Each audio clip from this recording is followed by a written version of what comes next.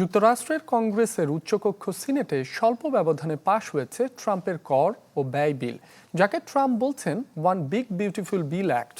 সিনেটে ২৪ ঘন্টার ম্যারাথন বিতর্ক শেষে মঙ্গলবার হয় ভোট, যাতে বিলটির পক্ষে ৫১ ও বিপক্ষে পড়ে ৫০ ভোট।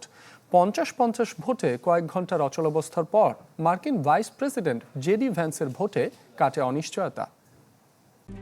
RICL TMX, যুগের পর যুগ স্থাপনা থাকে মজবুত।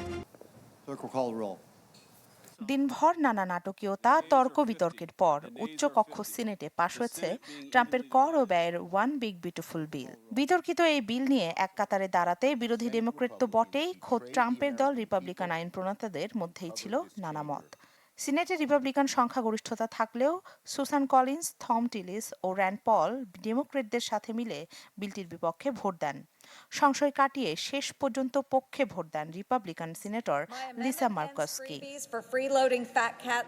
যাতে দীর্ঘ ২৪ ঘন্টার বিতর্ক শেষে মঙ্গলবার হওয়া ভোটে পক্ষে ৫১ এবং বিপক্ষে পড়ে ৫০ ভোট। এর আগে ৫০-৫০ ভোটে দেখা যায় কয়েক ঘন্টার অচলাবস্থা। পরবর্তীতে মার্কিন ভাইস প্রেসিডেন্ট জেডি ভ্যান্সের ভোটে ফয়সালা হয় শ্বাসরুদ্ধকর পরিস্থিতির। শেষ পর্যন্ত পাশ হয় বহুল আলোচিত ওয়ান বিগ বিউটিফুল বিল। আপাতত সিনেটে আলোর মুখ দেখলেও সামনে আছে আরেকটি বাধা। বিলটি ফের পাঠানো হচ্ছে নিম্নকক্ষ হাউস অব রিপ্রেজেন্টেটিভসে। সেখানে আরেক দফা চলবে আইন প্রণেতাদের কাটাছেঁড়া। বিলটি নিম্নকক্ষে যাওয়ার পর তা পেশ করা হবে অনুমোদনের জন্য।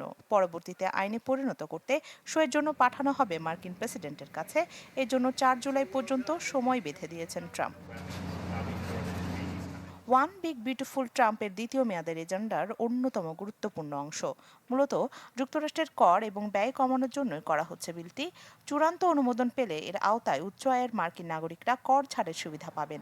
এর ফলে সরকারের আয়ের যে ঘাটতি তৈরি হবে তা পূরণে খাদ্য ভর্তুকি ও নিম্ন আয়ের মানুষের স্বাস্থ্যসেবায় অর্থ কাটছাট করতে হবে সরকারকে। এই কারণেই এই বিল নিয়ে তৈরি হয়েছে বিতর্ক।